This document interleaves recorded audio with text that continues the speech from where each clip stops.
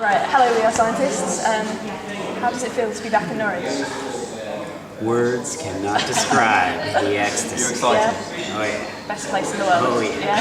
Top 5. What would be your number What would be number 1? one place? The top 5 aren't ranked, so Norwich is potentially number 1. Wow.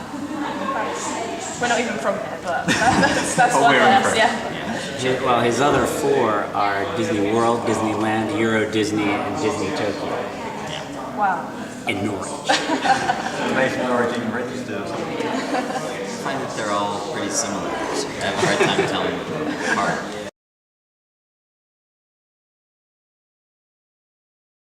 Oh, it's almost correct. Yeah, I was really far back, It but was at V Festival. is it V Festival? Yeah. Really? I have been to. Realise you went to that? Well, I have been to V 5 Check times. Yeah. check your bracelets. And Yeah, I think I There it is. have. More so. Yeah. Can Because you you'll be reveal so it? much closer to the action. I hope so. There won't be any tricycles or props, but you'll be so much closer. It'll be way more dramatic Yeah. for people viewing it. Wow. Imagine, I mean, if your vision is acute, you'll be able to make out pores on our faces. It should be pretty striking. Awesome. We'll be front row.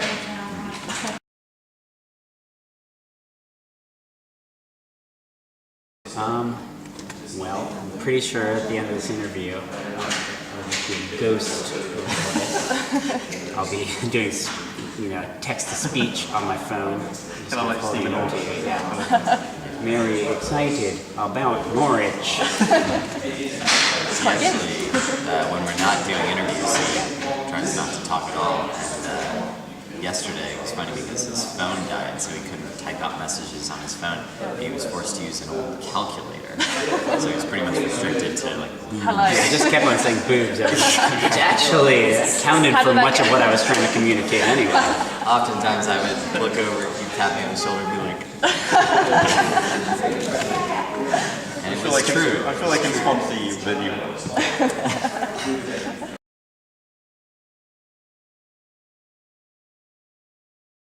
Yeah, I think it was largely about trying not to play too many consecutive shows. Right.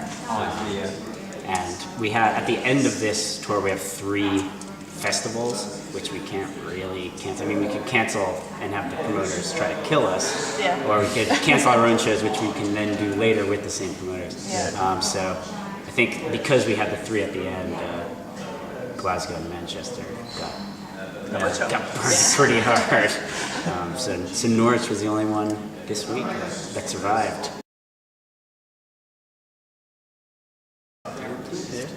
Yeah, actually, I think it gained us more fans. I got a night in watching the telly instead of watching you. yeah.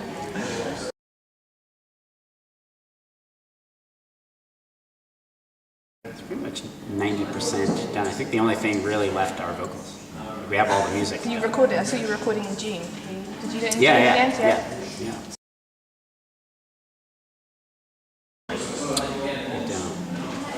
Boobs. I think that'd be a good name.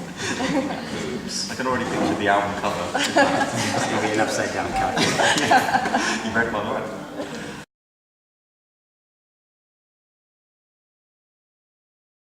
Yeah. Chris Cody, Mr. Chris Cody. He engineered Brain Thrust Mastery and parts of Barbara. But this is the first time that we've had a producer other than Ariel Rekshai to do Yeah. the first 3 records.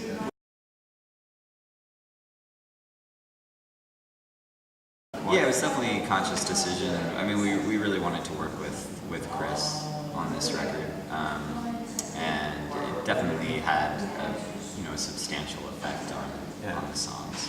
Because I saw in, I think it was an interview quite a while ago that with your last producer, you were sick of going on YouTube too much. Showing you a song. So I thought maybe that might have been a key deciding factor. Ironically, we ended up, I think, missing YouTube quite badly on this. After the sessions, I would go home and watch about 4 or 5 hours of YouTube, just so I felt like we were Was recording. it Crash by Dave Matthews? You recorded? Oh yeah, we did watch Crash. One thing about Ariel was his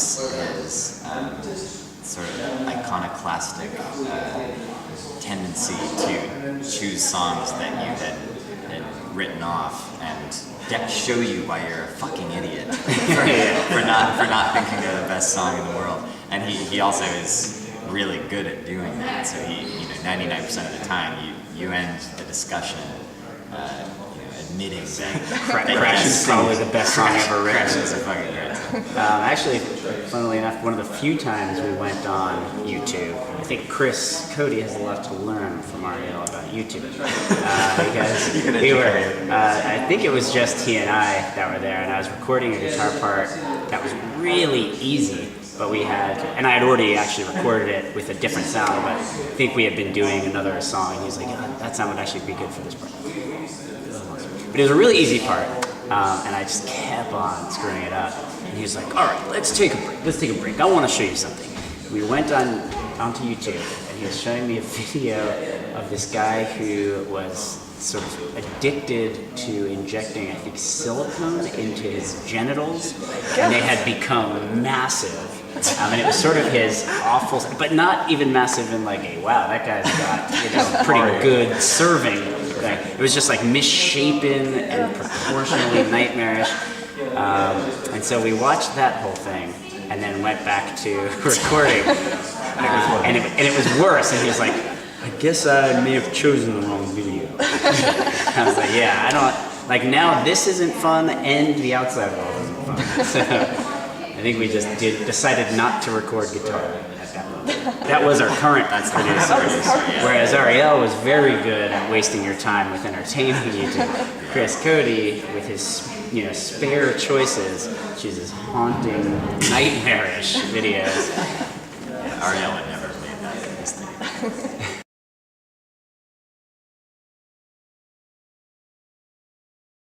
It's definitely very weird. Yeah, it's definitely weird songs. I mean, I think, a producer with a band like us tends to bring flourishes and atmosphere and, textures rather than, here's a beat that you've never heard on a Weird Scientist record or something. That kind of thing is not something that producers really do with us. But there's definitely tons of Chris Cody texture and flavor. In some way, I think it's most reminiscent of Brain Thrust Mastery, which again is the record that he engineered for us, which is kind of how we knew we really liked his taste. And so there are a lot of sounds on this, a lot of analog synths that we don't know the name of. Can we work on our own? He would like set it all up and get it working, and then kind of like, okay, put your hands there. Go ahead and play it. So yeah, definitely the synth sounds on this record are very Chris Cody.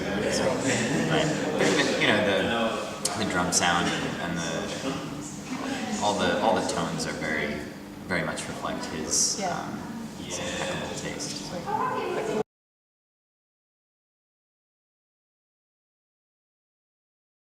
We really worried about that on Brain Thrust Mastery to the extent that we added a fourth member when we toured Brain Thrust Mastery, and as is readily apparent, we changed our minds about that and have gone back to a three-piece. And we've actually really liked playing the Brain Thrust Mastery songs as a three-piece.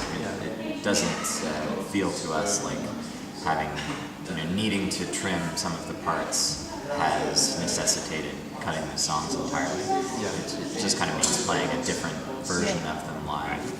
So that's our approach to this record as well. There's definitely plenty of stuff that a fourth guy could play live, but we don't feel like it's necessary with these songs because the songs are still at their core, the kind of songs that would sound great on an acoustic guitar. They don't need.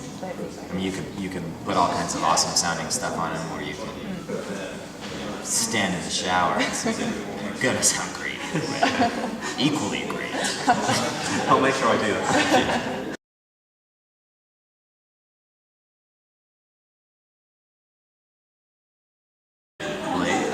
Probably playing a couple of those tonight. It'd be interesting to see how they sound to you now versus then.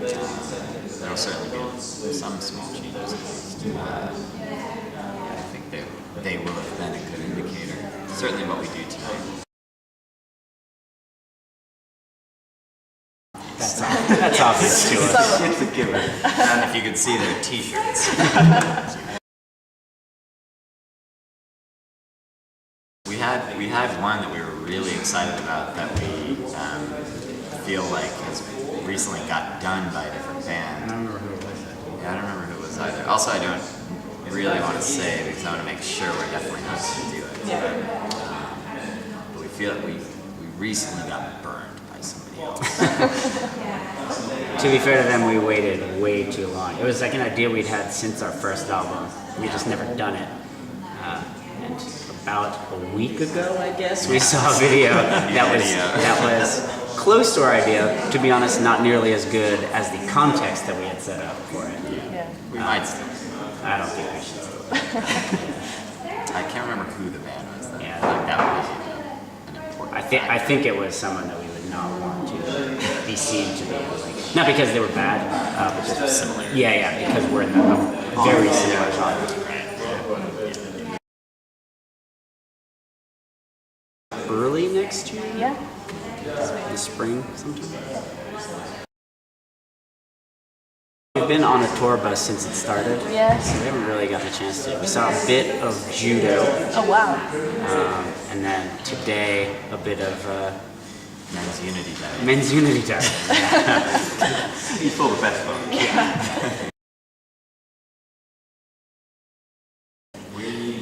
We've often talked about unity diving as a possible sideline. Yeah.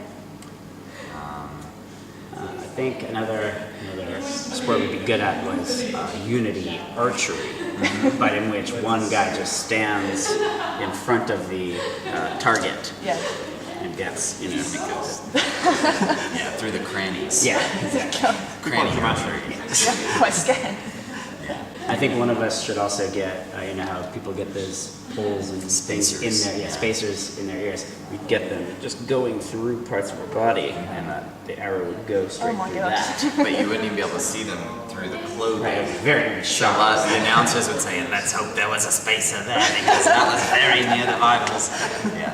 This And be a new then sport, pull really. up the screw. Maybe in Crowd 2013. Yeah. We can push it to be an Olympics. I'd say you should do gymnastics, really. So. Yeah. Too No, hard. we're not Too hard. Not flexible enough. So we're not enough energy. No. Have you seen what they do? It seems like it would take so much energy. Let's stick with archery. Yeah.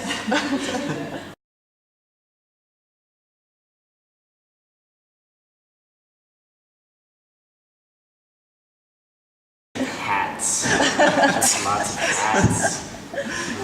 Don't go down the dyeing your hair route then. No. No, is that not really? Definitely don't dye hair, because then you're not only living with gray hair, you're living with shame. Exactly. That's what I've been fighting off these years so far.